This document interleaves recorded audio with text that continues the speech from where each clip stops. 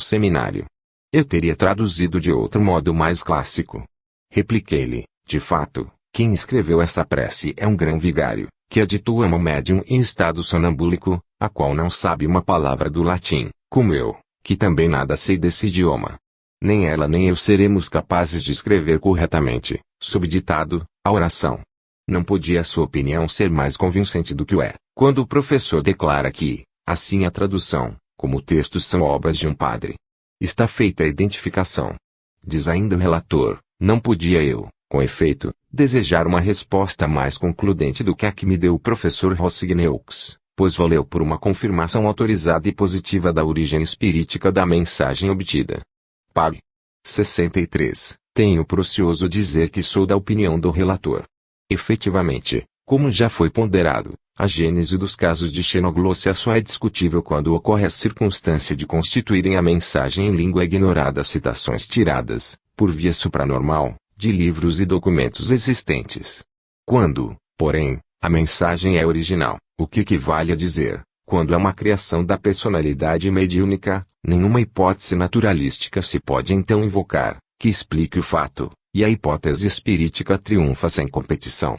Como reconheço a enorme importância filosófica, científica, social e moral da afirmação que acabo de formular, a qual, quando for definitivamente confirmada pelos fatos e universalmente aceita, transformará e renovará, desde os seus fundamentos, toda a organização social, auguro que surjam críticos competentes e serenos que submetam de modo especial os fenômenos de xenoglossia a um penetrante e, quase direi, desapiedado exame, com o escopo de apresentar todas as possibilidades teóricas que a ciência oficial faculta para a solução do grande mistério, sem exorbitar das leis psicofísicas que governam a evolução biológica.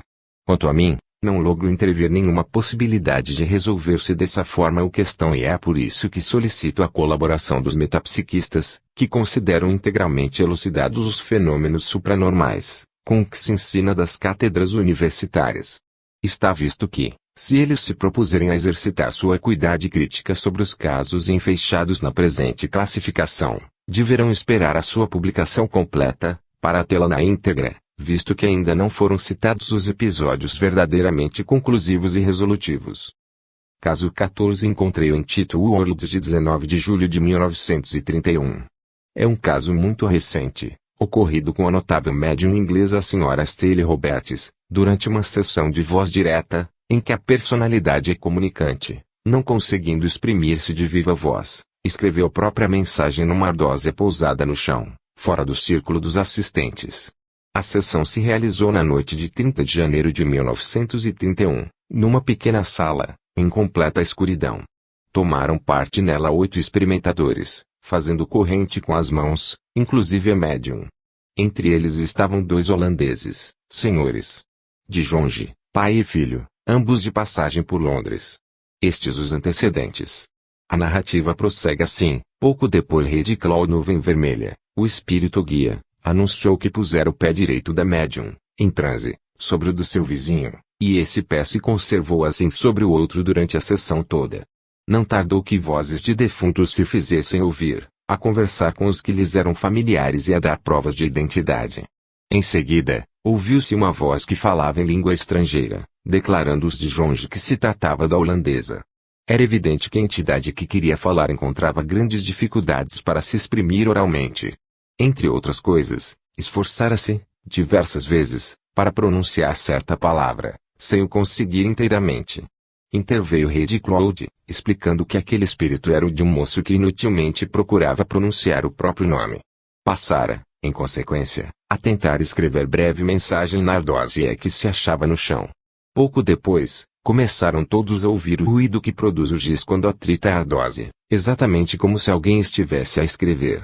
Ao cabo de algum tempo, caiu ao chão um objeto e ouviu-se a voz da defunta esposa de um dos presentes a avisar que o moço em questão, ali vindo pelos 2 senhores holandeses, conseguira escrever uma curta mensagem na ardósia.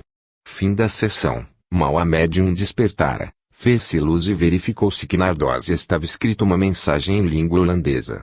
2 pedaços de giz, que se quebrara ao cair, foram encontrados sobre a lousa. Os senhores de Jonge logo se convenceram de que a mensagem provinha de um filho e irmão deles, morto havia pouco.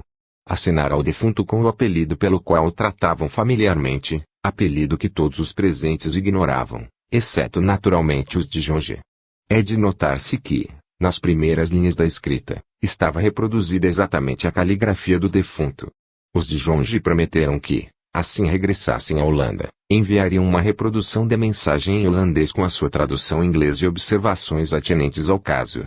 Tempos depois, com efeito, enviaram uma reprodução fotográfica da mensagem holandesa, acompanhada da respectiva tradução e de esclarecimentos necessários. É esta mensagem, segundo a prova fotográfica, Misvaderbroeder. Ik ben er. Ik woon het zeer mooi licht spreken. Meu inglês is mooi licht dan uw. Ik kon de deur niet opendoen. Ik moet een brief schrijven. Ik zal morgen avond aan uw ultime open het te doen. Schrift. Apartamento 2. Na carta com que remeteu a fotografia, acrescentava o senhor de Jonge, filho, as seguintes observações: 1. As palavras postas entre parênteses realmente não foram escritas, devem ter escapado ao comunicante, na pressa de escrever, pela dificuldade de fazê-lo daquele modo. 2. As maiúsculas das palavras briefschriftgen são supérfluas e devem imputar-se às mesmas causas. 3. A palavra era está escrita com inversão das vogais, erro comum nas transcrições e que meu irmão cometia com frequência, quando escrevia à pressa. O mesmo ocorre dizer com relação à palavra moelige, onde é superfluo em grifo, se bem que no falar se pronuncia essa letra. Importa assinalar que na linha seguinte a mesma palavra está repetida, no comparativo, com ortografia correta. A estas explicações acrescentarei que os erros enumerados se revelam, em seu conjunto, holandeses por excelência, assim como puramente holandesa é a construção gramatical. Esse o interessante episódio de xenoglossia, recentemente ocorrido. Os casos 11 e 12, em que há comunicações em línguas antiquíssimas, hierática e tártaro-persa, são casos notabilíssimos de xenoglossia, com exclusão, porém, de qualquer possibilidade de identificação pessoal da entidade comunicante. Os dois seguintes a esses, ao contrário, se apresentam corroborados por provas indiretas e diretas de identificação pessoal. No primeiro deles, não há provas diretas, visto que o grão-vigário declarava não poder revelar o seu nome por motivos de família, mas, em compensação, obtiveram-se provas indiretas da sua identidade de eclesiástico, dado que ele escreveu no latim que nada tem de clássico, ou seja, como costumam escrevê-lo, na sua maioria, os padres e os frades, que se pagam do pouco que dessa língua aprenderam no seminário, sem cuidarem de lhe aprofundar o estudo. Considere-se também que o veso peculiar ao comunicante, de intercalar frases latinas em seus discursos, é precisamente comum aos padres, em geral, que se dedicam à pregação. Ora, tudo isso, combinado com o fato de a médium, inteiramente ignorante da língua latina, falar e escrever em latim, concorre, legítimo e racionalmente, para impor a conclusão de que a entidade comunicante deve ter sido, em vida, um eclesiástico. É sem dúvida, uma identificação parcial, mas já suficiente ao nosso escopo. No segundo caso, ao contrário, a identificação é direta, porquanto a entidade comunicante se assinou com o apelido pelo qual o tratavam em família e escreveu algumas linhas com caligrafia idêntica que tivera em vida, caindo nos erros ortográficos que então a miúde cometia. Identificação direta, pois, conquanto parcial a seu turno. Porém, se considerarmos que a aludida entidade escreveu na sua língua materna, língua que a médium absolutamente ignorava, o caso de identificação assume valor concludente, visto que não poderia ser explicado mediante qualquer hipótese naturalística. E o fato de ser holandesa a língua de que ela se serviu, isto é, uma língua tão pouco espalhada, que se não encontram facilmente estrangeiros aos quais se faça sentir a necessidade de aprendê-la, contribui eficazmente para excluir toda a dúvida da possibilidade de a médium a conhecer. Caso 15. Não me posso furtar a reproduzir em resumo o famoso caso da personalidade mediúnica patiense Watt Medium Sra. Corran, que, depois de haver ditado uma série de romances históricos, considerados obras-primas, e enorme quantidade de poesias líricas impecáveis, improvisadas a pedido, sobre assuntos indicados, ditou um volumoso poema idílico, em versos soltos, intitulado Telka, poema que cabe no rol dos casos de xenoglossia, pois foi escrito em língua anglo-saxônia do século XVII, combinada harmoniosamente com inúmeros dizeres e locuções dialetais da época. tendo me ocupado longamente com esse caso na minha monografia sobre a literatura de além-túmulo, limitar-me-ei a resumir e ilustrar quanto Patience Worth escreveu na língua do seu tempo, tão diversa do inglês moderno. Informou ela que nascera na Inglaterra, em Dorset City, no ano de 1646, ou 1694, que viveu na aldeia em que nascera, trabalhando no campo até chegar à maioridade, época em que migrou para a América, onde algum tempo depois caiu vítima de uma incursão de índios.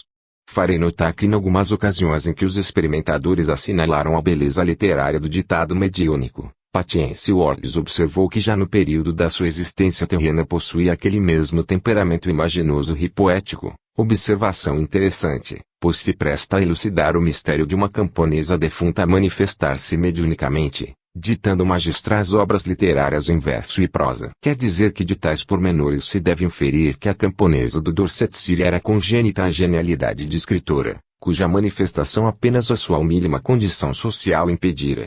As primeiras obras literárias de Patience Worth foram ditadas em inglês moderno, porém, logo ela se decidiu a ditar algumas, entre as quais o magistral poema citado, na língua e nos dialetos do século XVII, declarando fazê-lo com o objetivo de provar a sua independência espiritual com relação a médium, visto que ninguém no mundo seria capaz de ditar um poema inteiro no rude idioma anglo-saxônio de há 2,5 séculos e, além do mais, sem nunca se deixar arrastar ao emprego de qualquer vocábulo posto em uso depois daquela época.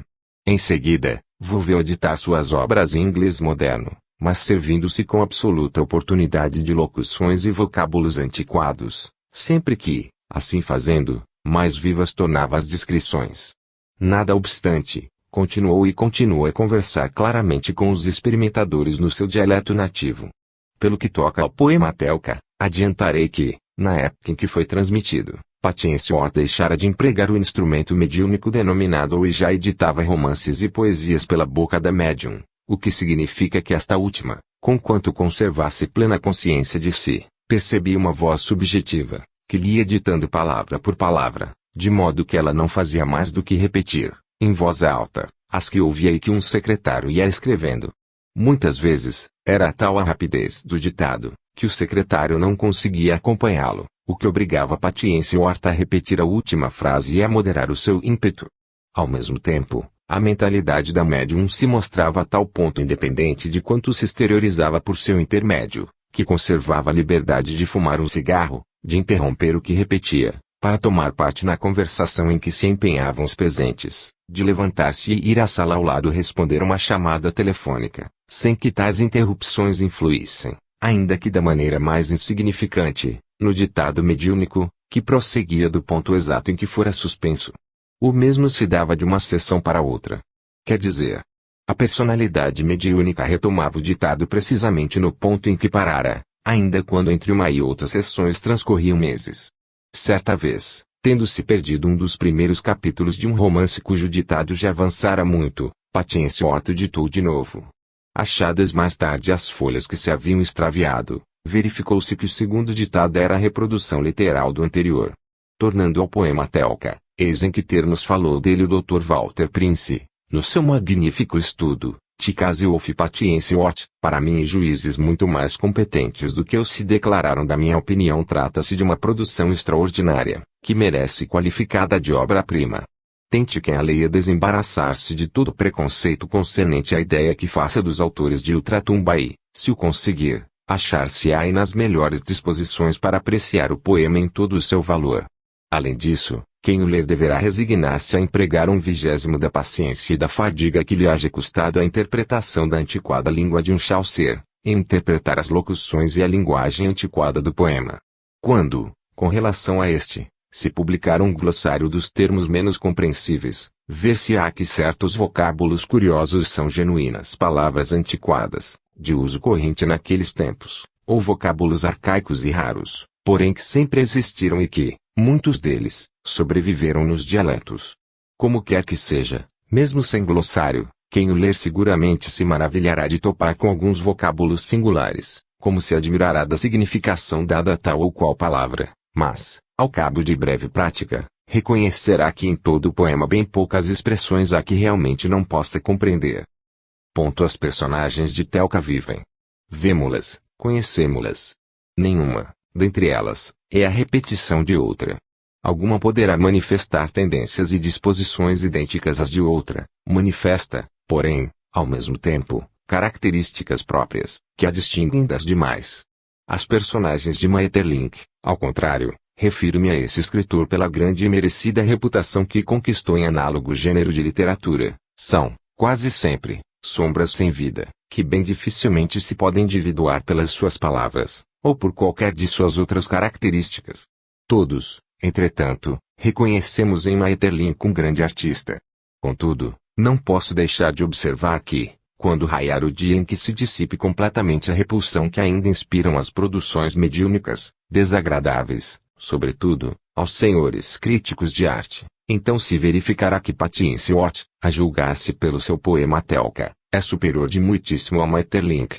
Dito isso, relativamente ao grande valor literário do poema, torno ao tema que nos interessa, ao caso de xenoglosse que se contém implícito no fato de haver sido o mesmo poema ditado na língua anglo-saxônia de há 2 séculos e meio, harmonicamente combinada com vozes e locuções dialéticas da época. O Dr. Walter Prince fez um estudo comparativo sobre a língua antiquada que Patience Watt fala e escreve, achando que boa parte dos vocábulos e locuções de que usa a personalidade mediúnica se encontra nos poetas e prosadores ingleses de antanho, desde Chaucer até Spenser, desde Waller até Pope. A certa altura, pondera-lhe que obstáculo insuperável para as hipóteses da criptomnésia e da criptestesia consiste no fato da pronúncia daqueles vocábulos, fora de uso há séculos, pronúncia absolutamente ignorada em nossos dias. E, a propósito da palavra antiquadas sapato, que Patience Watt disse pronunciar-se show, faz notar que esse modo de articular-se aquela palavra ainda subsiste no Dorset City e acrescenta, já é um mistério o fato de o espírito Patience Watt pronunciar a palavra sco com o som fonético com que ainda hoje é pronunciada, porém, esse mistério muito maior seria na hipótese de tratar-se de uma personalidade segunda subconsciente mesmo que se lhe concedesse limitada potencialidade mnemônica, porquanto a pronúncia fonética das palavras antiquadas não pode constituir objeto de uma reminiscência mnemônica, se não existirem glossários que ensinem a pronunciar os vocábulos fora de uso. Pag.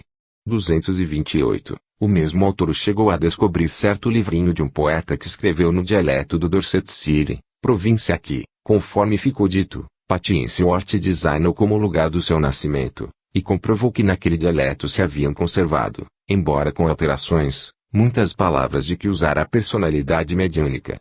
Entre outros, permaneceu vezes de juntar em um alcumércio de muitos vocábulos, como por exemplo, adroen, por trowing, avont, por fond, azete, por sete, ablusen, por blusing, avalen, por faling e assim por diante. Pag. 341.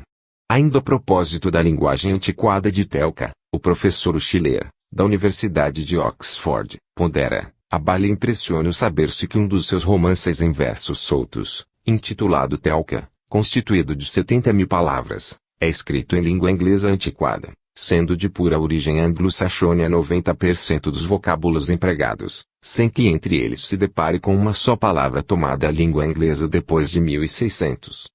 Quando ulteriormente viemos a saber que na primeira versão da Bíblia apenas há 70% de vocábulos anglo-saxônicos e que preciso é retroceder-se até Laemon, 1205, para se conseguir igualar a percentagem de termos anglo-saxões usados por Patience Watt, quando ponderamos tudo isso, não podemos deixar de reconhecer que estamos diante de um caso que se pode definir como um milagre filológico. Proceedings of TSPR, Vol. XXXVI, Pag.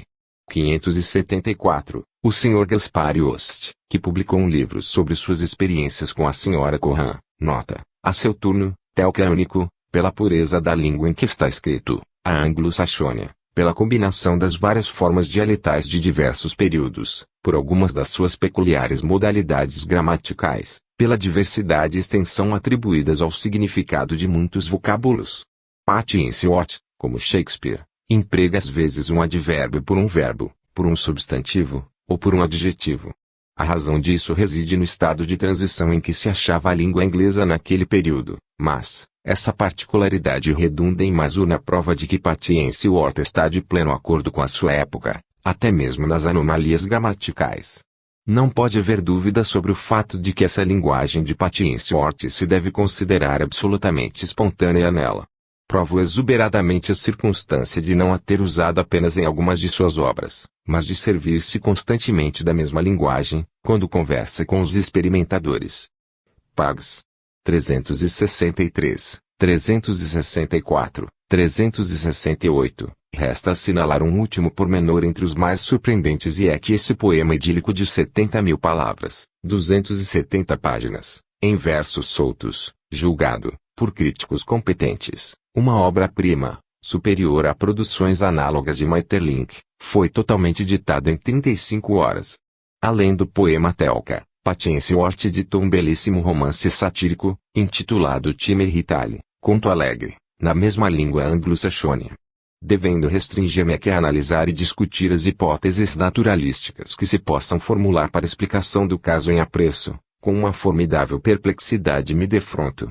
É que esse trabalho de análise e de crítica já foi por mim efetuado na monografia sobre a literatura de Além Túmulo, em 10 páginas de texto.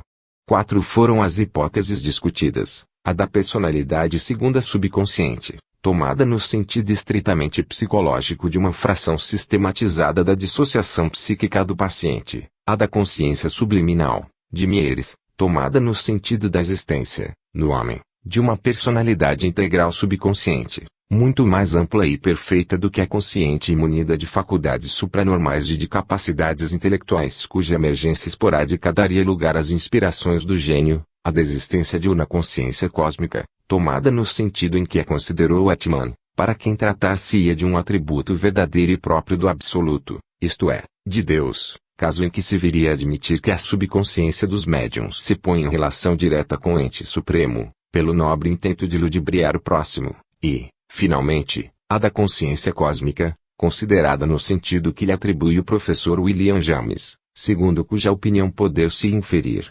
metapsiquicamente falando, a existência de um reservatório cósmico das memórias individuais, ao qual teriam livre acesso os médiuns, para dele extraírem tudo de que necessitassem, a fim de mistificarem os míseros mortais. Não querendo repetir-me e havendo, literalmente, exaurido o tema nessas 10 páginas de análise e de crítica cerradas, só me cabe pedir aos leitores que se reportem ao referido trabalho, para ficarem a par da discussão completa das objeções formuláveis pelos que propugnam, a todo custo, a origem subconsciente de todas as manifestações metapsíquicas.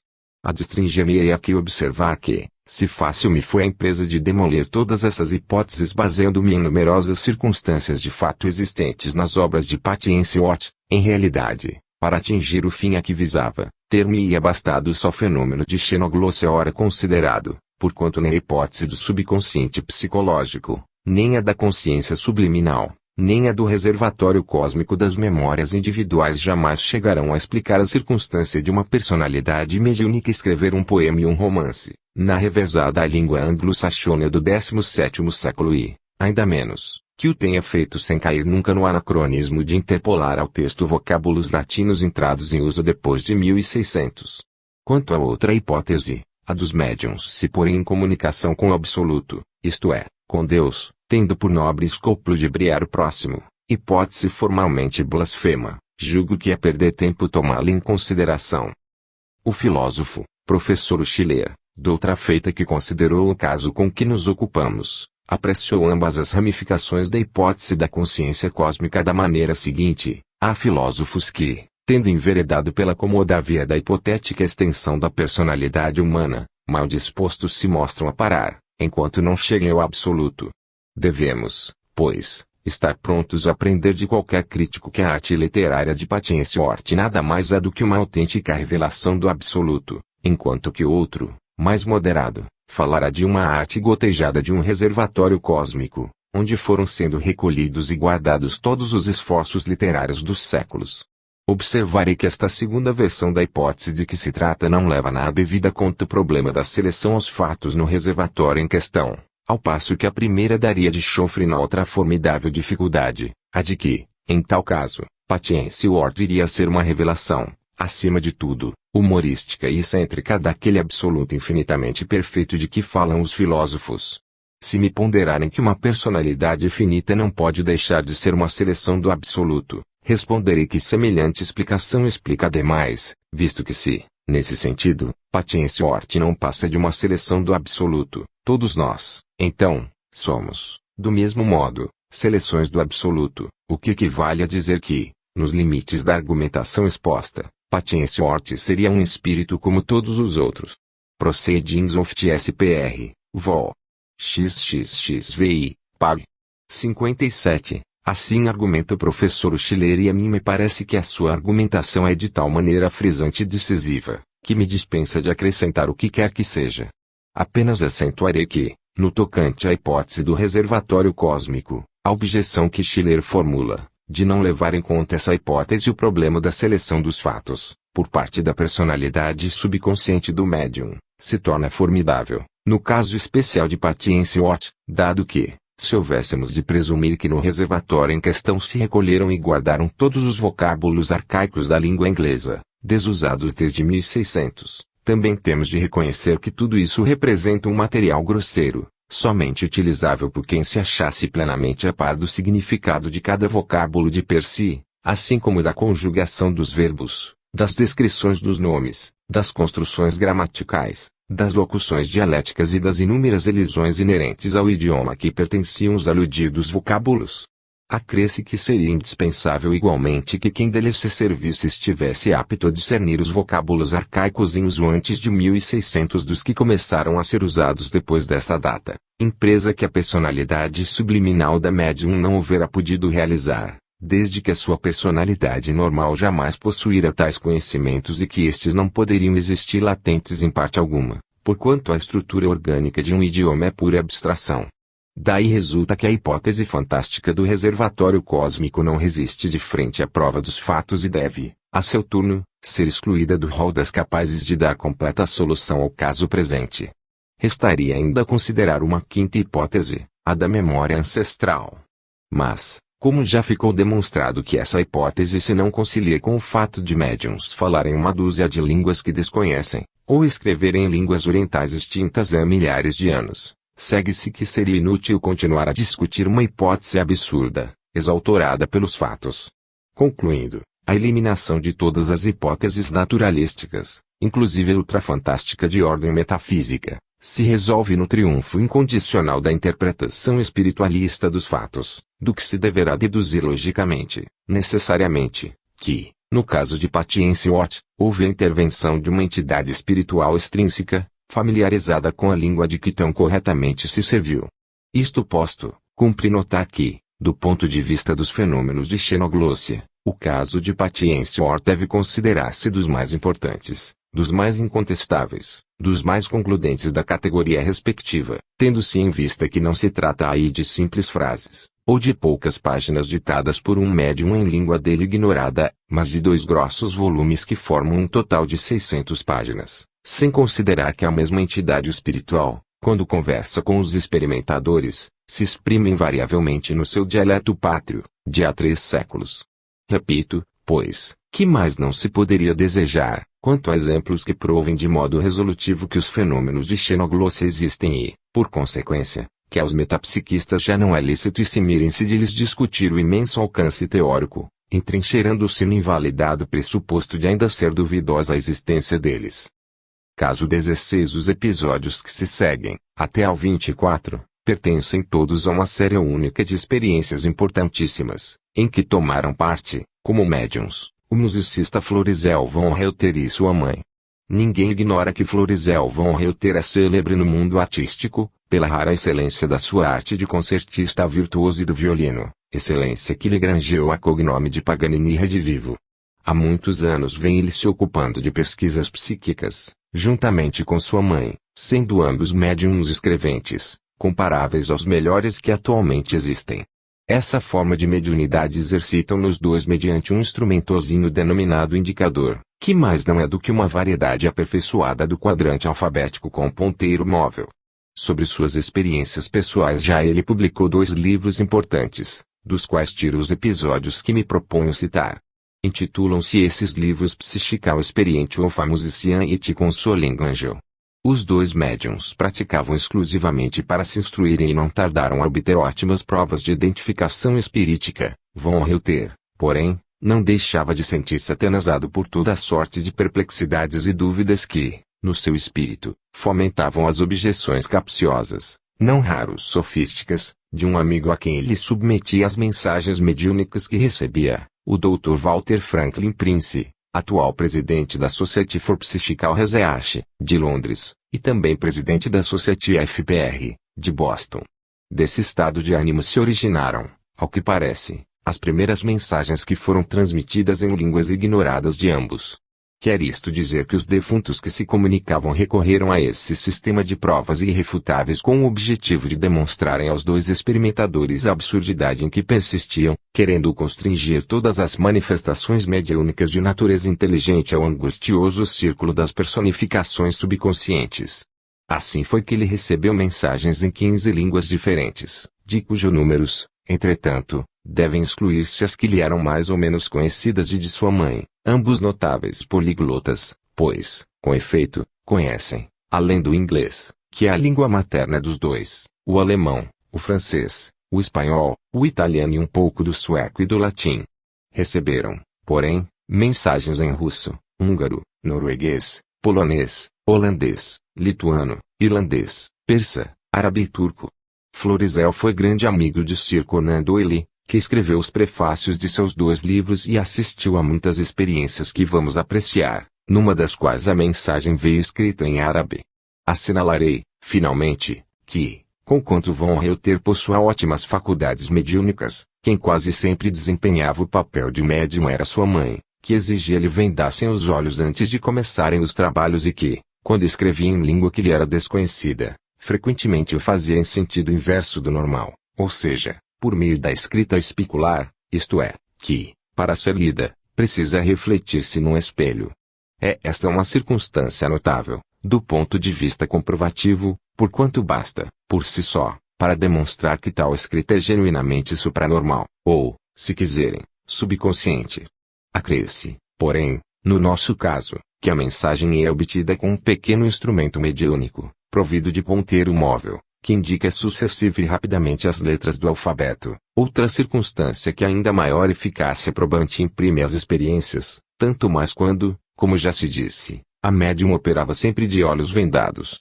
Tais os esclarecimentos preliminares, que julguei indispensáveis, para a conveniente validação das notabilíssimas experiências de xenoglossia realizadas pelos 2 Reuter, das quais apenas citarei uma parte e, por vezes, em resumo, para me não alongar excessivamente. O que segue foi o primeiro episódio ocorrido com os médiums em língua que eles e as outras pessoas presentes ignoravam. Escreve Florizel, chego agora a uma das mais interessantes e convincentes sessões que celebramos, nesse período das nossas experiências. Realizamo-la 27 de abril de 1926, na saleta da casa, em presença da Sra. Frezel, da Sra. e do Sr. Cannon, célebre advogado de Nova York este último, e de Jorge Valiantini, um notável médium de voz direta. Todas essas pessoas se declaram prontas a dar testemunho da exatidão de tudo quanto passo a expor. Eufrosina, nosso espírito guia, foi a primeira a manifestar-se. Escreveu as seguintes palavras, em alemão invertido: venho saudar os amigos e dizer-te que estou orgulhosa do meu grande artista. Referia-se, provavelmente, ao meu último concerto, mas, não posso demorar-me, porque outros espíritos aguardam a sua vez. Está aqui um húngaro, que deseja saudar-te. Boa noite. Louvado seja Deus. De súbito, escreveram, I.R.S.T. Ernst. Grandemente surpreso, perguntei, queres dizer que és Heinrich Wilhelm Ernst? R. Sim. Foi um violinista célebre, que morreu em 1865, algo de extraordinário então ocorre. Embora nenhum dos presentes conhecesse coisa alguma do húngaro, em língua de todos ignorada foi escrita uma frase que, por motivo da palavra magiá, compreendemos que devia tratar-se da língua húngara. Perguntei. Estás, porventura, escrevendo em húngaro? R. Sim, tento fazê-lo por divertimento. Essa resposta foi dada em alemão, língua que o defunto Ernst conhecia bem, pois passara grande parte da sua vida na Alemanha. Observei, suponho que, assim fazendo, nos quiseste fornecer uma prova da tua presença, não? R. Exatamente. Estiveste esplêndido no último concerto. Eu me achava presente. Não me posso demorar mais, porque outro amigo espera a sua vez. Bravo! Foram estas as palavras escritas em húngaro, pelo indicador. Ertiamit mondok magyarul. Nem tersemites zeretekitlen vendek. Quando conseguimos a tradução, viemos a saber que esse texto dizia: verifico que nenhum de vocês conhece o húngaro, mas, não importa. Sinto-me, de todo modo, jubiloso por me achar com vocês. Seguiram-se outras manifestações, que não dizem respeito ao nosso tema. Florizel von Reuter comenta assim o episódio: essa sessão foi realmente notável, porque nela se nos proporcionou uma prova convincente da origem supranormal das mensagens que obtivemos. Enquanto estas vinham escritas em línguas que mais ou menos conhecíamos, não se podia excluir a teoria da cerebração subconsciente, se bem muitos dos períodos escritos fossem, idiomaticamente, por demais complicados para os conhecimentos linguísticos de minha mãe. Já o aparecimento do latim nos ditados abria a brecha na muralha do meu cepticismo, porém, como minha mãe aprendera na escola um pouco desse idioma, possibilidade sempre havia de que aquelas frases latinas lhe tivessem ficado latentes no misterioso depósito do subconsciente, ao qual a ciência atribui tantos prodígios assombrosos. Mas, com o emprego da língua húngara, a hipótese do subconsciente recebera uma cutilada mestra, tão bem assestada que lhe não era possível apará-la. Nem minha mãe, nem eu jamais tivéramos qualquer contato com a língua húngara, da qual apenas sabíamos as palavras oticol escritas nos aparelhos caloríficos dos trens na Áustria-Hungria. Nem eu nem minha mãe jamais compulsamos nenhum manual de frases húngaras. Conhecêramos, é exato, a família dos condes húngaros Ernősuchi, outra família húngara em Budapeste e uma terceira em Nova York, mas, esses nossos amigos sempre falaram o alemão ou inglês na nossa presença. O Dr. Walter Prince me descreveu os prodígios da chamada memória visual. Entretanto, as palavras da mensagem não eram precisamente as que poderiam com facilidade achar-se no cardápio do hotel, ou em letreiros existentes nos logradouros públicas de Budapeste, ainda, sem levar em conta que ver escrito uma palavra não significa compreendê-la, do mesmo modo que ouvir um húngaro pronunciar palavras que lhe sejam incompreensíveis não pressupõe que o seu subconsciente haja de lhes absorver o significado e que, ao demais, haja de adquirir a faculdade de escrevê-las, com correção ortográfica. De outro ponto de vista, observarei que, no fato de se me ter manifestado em Richelieu Ernst, ninguém poderia enxergar uma possibilidade inverossímil.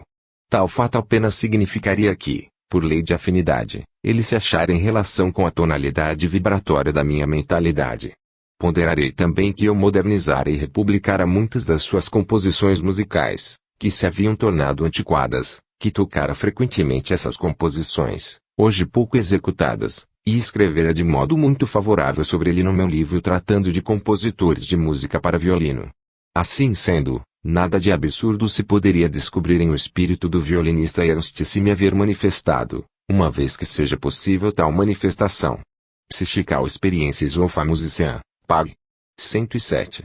Assim falou com o expositor do caso e não me parece necessário acrescentar qualquer coisa ao que se acaba de ler, pois ele soube admiravelmente refutar as hipóteses e os argumentos mais ou menos engenhosos e sofísticos que lhe opuseram. Nada, com efeito, mais sofístico do que trazer à baila os prodígios da memória visual que reproduz, mas não cria a propósito de frases em língua ignorada, criadas pelas circunstâncias, o que quer dizer que a personalidade espiritual comunicante conhecia o significado das palavras empregadas e a construção gramatical da língua em que escrevia. Que é o que com tudo isto tem que ver a memória visual, a cerebração subconsciente e as personalidades sonambúlicas.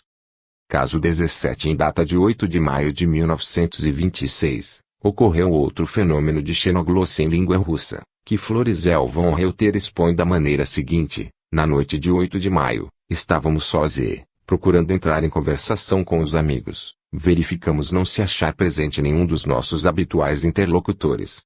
Entretanto, foi ditada uma série de letras, que pelas suas combinações pareciam pertencer a alguma língua que ignorávamos, e a Roskei Brat Mnimat Angleshei. A palavra Roskei deu causa que eu perguntasse se estava presente o padre Stanislau. Obtive, como resposta, da pater. Sim, o padre. A seguir foram indicadas estas letras, Isntodaletine Daleco SHTUSPRHTS e ele e disse-eu então que o desejara me traduzissem em russo a frase agradeço-lhe. Imediatamente, o indicador escreveu, Blagodarst. P. Quer esta palavra dizer, Agradeço-lhe. R. Net, Blagodarstvuyou. Nesse ponto, fiz uma observação da qual já me não recordo, mas que foi respondida com as seguintes letras, Kazereka. São estas, pelo menos, as que anotei, enquanto o ponteiro do indicador as apontava com excessiva rapidez. Convenho, no entanto, em que é muito fácil o engano, quando se tem de registrar a correr caracteres de uma língua que se ignora. O seguir, foram repetidas as letras iniciais da primeira mensagem, Studalete. Depois, em italiano, Ancora saluti. Mais uma vez, saudações. Finalmente, Nochei e Paternoster. Veio-me à mente que talvez a inteligência que se comunicava desejasse recitássemos uma prece e, com essa ideia, eu e minha mãe recitamos o Paternoster, fim do qual, novamente ditaram, Nochei. Perguntei se Padre Stanislau queria que recitássemos aquela prece no princípio de cada sessão e o indicador se moveu energicamente, ditando, bene, lausdeu. Sim, muito bem, louvado seja Deus. Por fim, foram indicadas as letras Spokojnie e Nochei e dessa forma terminou a sessão. Passados muitos dias, tive oportunidade de obter uma tradução daquelas frases russas, cujo teor este, Yaroskei Bratny Mati Angleshei significa, eu, sou um, frade russo, mas, minha mãe era inglesa. Studalete significa, que devo fazer. Refere-se provavelmente o comunicante à dificuldade que encontrava para fazer-se compreendido, Nidaleco quer dizer, não longe. Não consigo atinar com a razão de tal resposta, pois não me lembro de muitas observações que fiz, mas, é provável responder-se a esse pensamento, não iremos longe com a nossa conversação. Stus previtei não constituem frase muito correta. As letras deveram ter sido dispostas assim, Stus prazivaiati.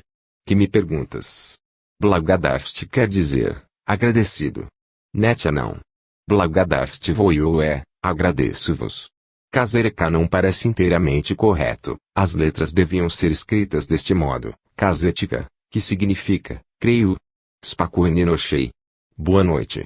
Eis como o narrador comenta o caso. 3 circunstâncias merecem destacadas na mensagem acima. Primeira, terem sido ditadas frases e palavras russas atinentes às circunstâncias do momento, se bem eu e minha mãe ignoremos o russo. Apenas 2 erros se cometeram no registro fonético das palavras. Segunda, o significado lógico dos vocábulos exclui a teoria do subconsciente. É de notar-se, a tal respeito, a escrupulosa meticulosidade com que a entidade comunicante, respondendo à minha pergunta, ditou, em primeiro lugar, a palavra Blagodarst agradecido, ao passo que, quando perguntei se essa palavra queria dizer, eu vos agradeço, imediatamente foi respondido, não, e logo ditada a expressão correta, Blagodarstvuyou. Terceiro, é particularmente interessante o caráter fonético das palavras, porquanto corresponde ao modo pelo qual o inglês registraria o som dos vocábulos russos, o que poderá indicar que o defunto comunicante, filho de mãe inglesa, possuía certo conhecimento do inglês, ou poderá significar que a subconsciência de minha mãe ouvia as palavras e as transcrevia conforme lhe soavam. Como quer que seja, farei notar que a fonologia latina das palavras voiou, rosqui, nochei, deveria ser, vuiu, rosqui, noti.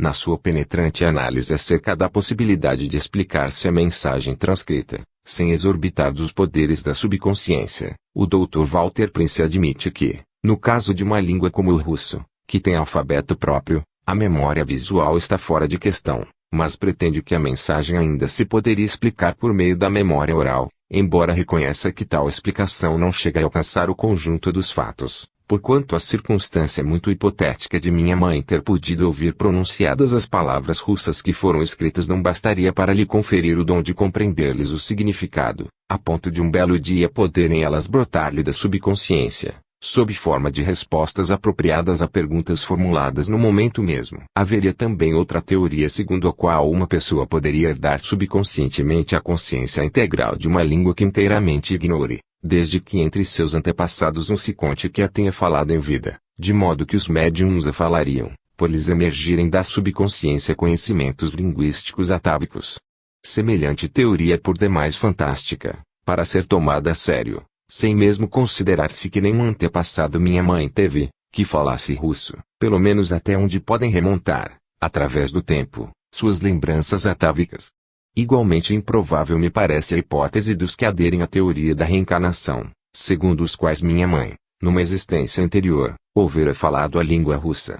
Como quer que seja, considero de meu dever aludir a todas essas hipóteses extraordinárias, que poderão parecer interessantes em si mesmas, porém que, não há duvidar, resultam infinitamente mais complicadas, inverossímeis, estupefacientes, do que a explicação espiritualista dos fatos. Direi mais que, se tais hipóteses testificam a favor da ardorosa imaginação dos que as conceberam, por outro lado, revelam neles uma conspícua deficiência de senso comum. Tudo bem considerado, não pode haver dúvida de que quem pretenda mostrar-se imparcial e imune de preconceito se vê conduzido, logicamente, a admitir que a explicação espiritualista dos fatos é única acorde com os métodos de indagação científica. Ob. Cit.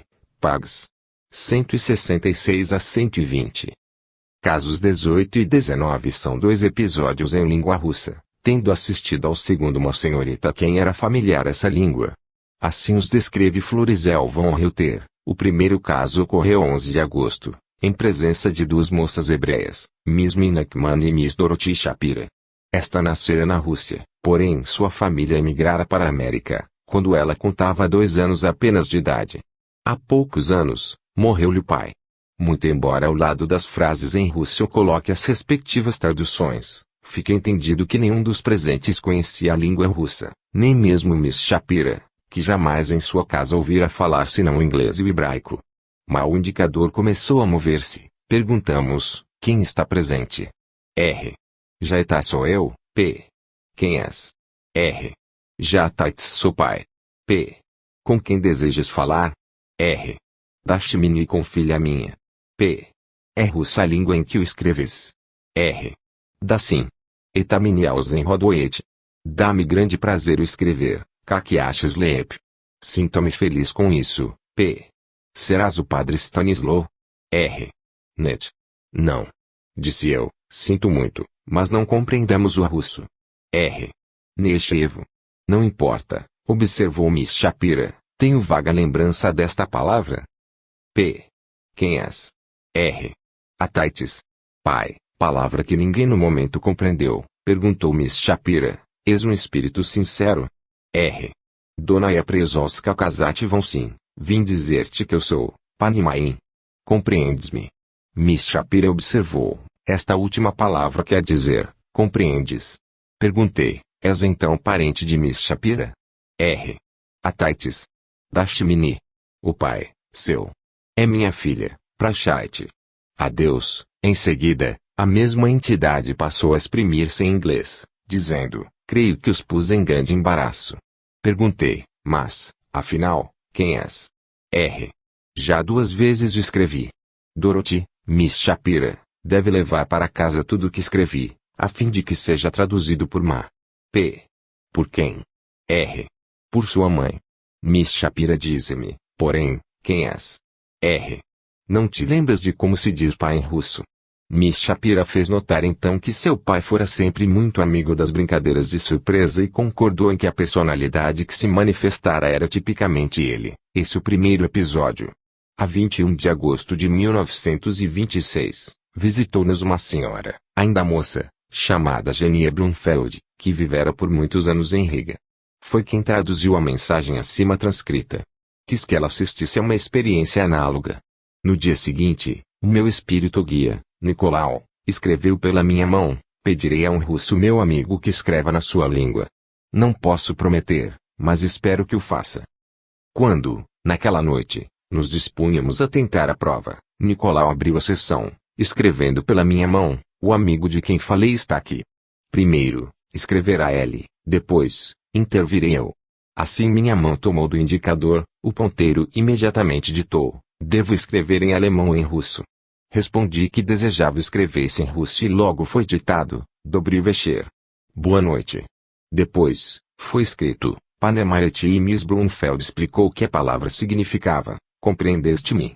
Seguiram-se as palavras, Minis Disneyhavetsa. Miss B. Isto quer dizer, estou satisfeito por me achar com vocês esta noite. Em seguida foi ditada alguma coisa que anotei assim, Iapetact. Miss B. Não conheço esta palavra. R. Em alemão, quer dizer, feliz. Miss B. Pelo que sei, a palavra feliz é, Счастливый. R. E ao que verem Tomstagavariou. Eu sei o que digo, Miss B. Como quer que seja, nunca ouvi tal palavra. R. Nechevo. Não importa, Prastete. Perdoa-me, Pozná. É tarde, Miss B. Não me lembro da palavra Pozná. R. Cacoisão. Que vergonha, dito sarcasticamente, hostal. Miss B. Isso quer dizer, estou cansado. Depois foi escrito, Spakoeninoshei. Exclamei, ó. Isto quer dizer boa noite, pois que já o padre Stanislau escrevera. E, logo, dirigindo-me à entidade que se comunicava, disse, vivamente agradecemos a tua visita e quanto escreveste. R. Oxemblagadaren. Fico-te muito obrigado. Houve uma pausa. Tomei do lápis e imediatamente Nicolau escreveu, é muito fatigante para um espírito escrever em língua que o médium ignora. O indicador voltou a ditar, Pozná, significa, é tarde. Miss Brunfeld exclamou, maravilhoso. Eu esquecera inteiramente essa palavra, mas a sua tradução fez que eu me recordasse dela.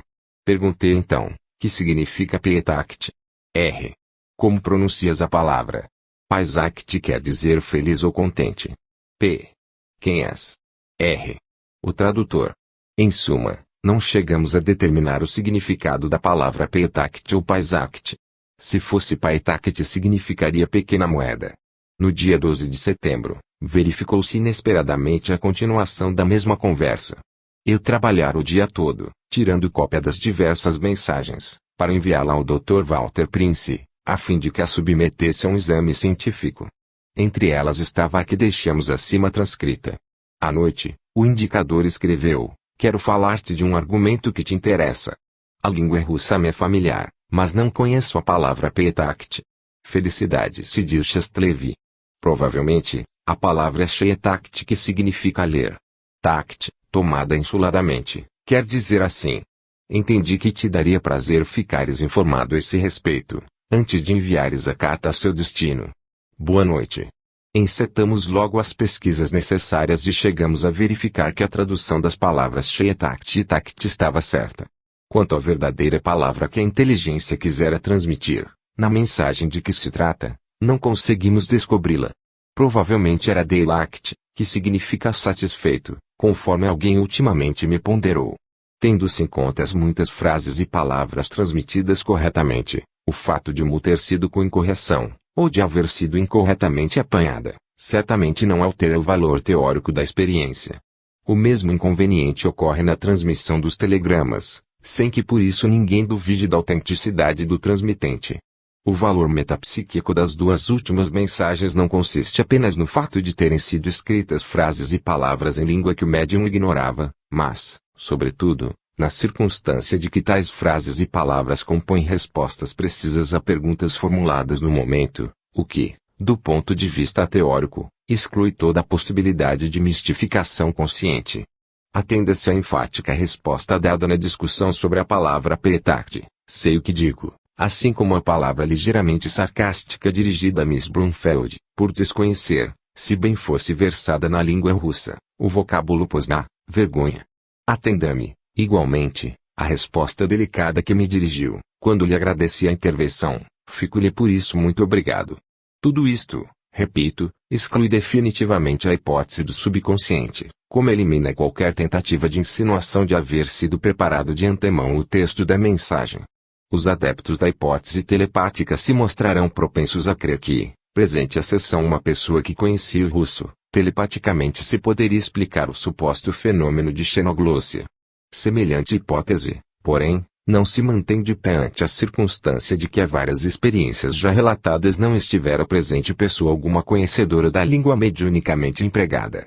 Assim sendo, forçoso se torna a procurar auguras uma hipótese capaz de explicar o conjunto dos fatos.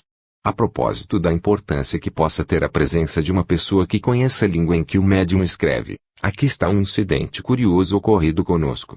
Uma senhora russa, possuidora de faculdades mediúnicas, experimentava com o indicador, porém nada de inteligível conseguia obter. Minha mãe pousou 3 dos seus dedos sobre a mão da dita senhora e imediatamente o indicador começou a escrever com extrema rapidez em russo fonético, que a mesma senhora teve certa dificuldade em interpretar na insólita ortografia empregada. Agora, reflitamos por um momento. A senhora russa não conseguiu escrever em sua língua própria com o indicador, porque o instrumento não se achava munido do alfabeto russo. Entretanto, minha mãe, que não conhecia o russo, conseguiu escrever foneticamente em russo. Ob. City. Pags. 234.239. Este último curioso incidente explica-se, uma vez se admita serem diversas as modalidades sob as quais a escrita automática se produzia pelas duas médiums. Deve-se, então, presumir que, no caso da senhora russa, a escrita psicográfica era produzida pela intervenção direta da entidade que se comunicava, servindo-se esta dos centros de inervação da linguagem escrita, existentes naquela. Em tais condições, bem se compreende que impossível fosse, a entidade comunicante, exprimir-se em russo por meio do alfabeto latino. No caso da senhora Reuter, ao contrário, deve-se presumir que a escrita psicográfica se produzia de forma telepática ou auditiva, o que vale por dizer que o seu subconsciente percebia o som das palavras que a entidade comunicante transmitia e que ela anotava foneticamente, tal como as ouvia, o que lhe facultava escrever em russo com alfabeto latino. Importa, além disso, atentar nas palavras do espírito guia Nicolau: pedirei a um russo meu amigo que escreva na sua língua. Não posso prometer, mas espero que o faça.